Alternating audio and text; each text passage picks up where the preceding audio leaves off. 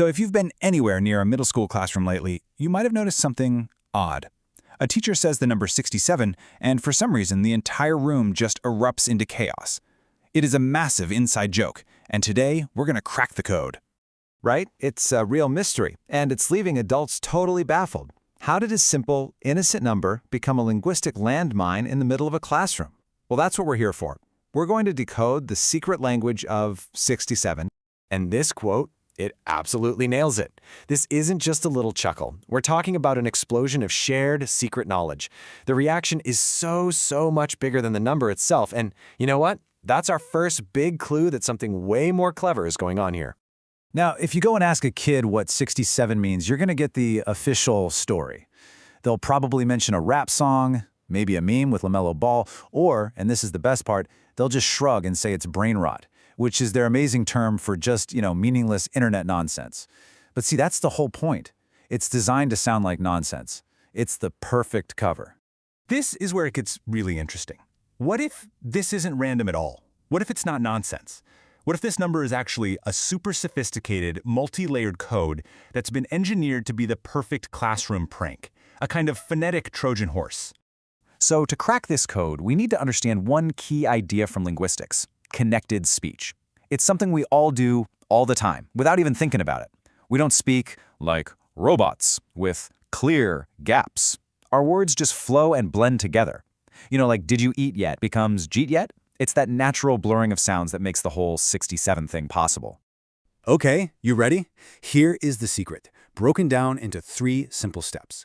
Step 1 is the vowel shift. So when someone yells 6, their jaw naturally drops open wider. That physical change actually alters the sound, making the vowel in 6 sound a whole lot like the vowel in sex. Seriously, try shouting it. You'll hear it. Step 2, the S vanishes. When you say 6-7 really fast, the S at the end of 6 and the S at the beginning of 7, they just kind of melt into one sound. That leaves the rest of the word 7 sounding exactly like the name Evan. So what do you get? Sex Evan. And that leads to step 3, the brain's guess.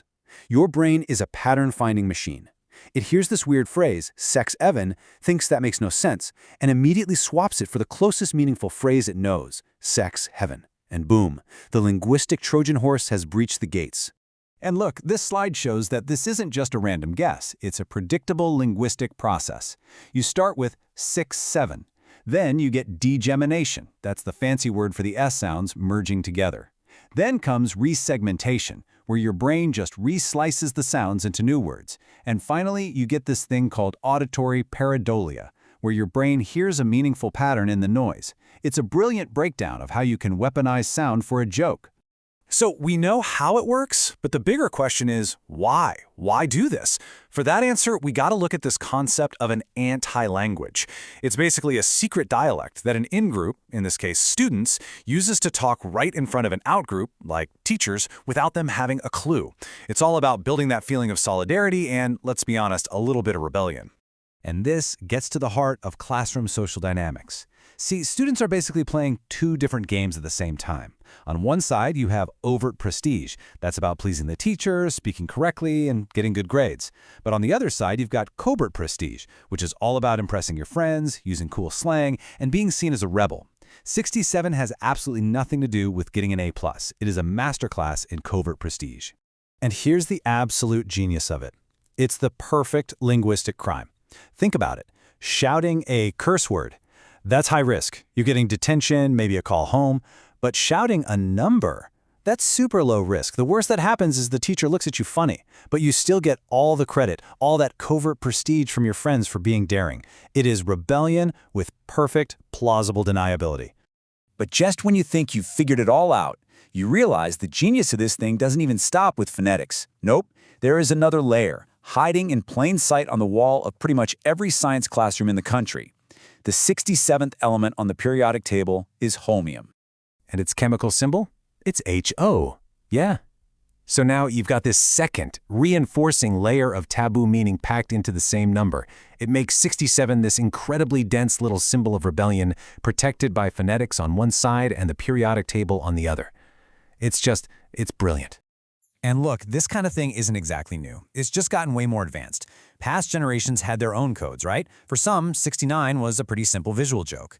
Then you had 8085 on a calculator, which was a spelling joke.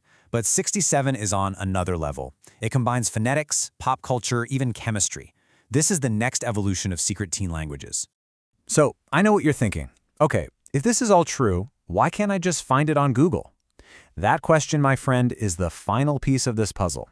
The fact that you can't find a straight answer isn't a bug. It's a feature. It's proof that it's working perfectly. This is a living, oral, anti-language. Writing it down kills the joke instantly. So the kids actively protect the secret. Its power is its secrecy. So, in the end, 67 isn't just random brain rot. It's a clever, multi-layered piece of linguistic rebellion that works precisely because it hides in plain sight, pretending to be nonsense. And it really makes you wonder, doesn't it? What other secret languages are being spoken all around us every day? What's the perfect joke that we're all missing right now?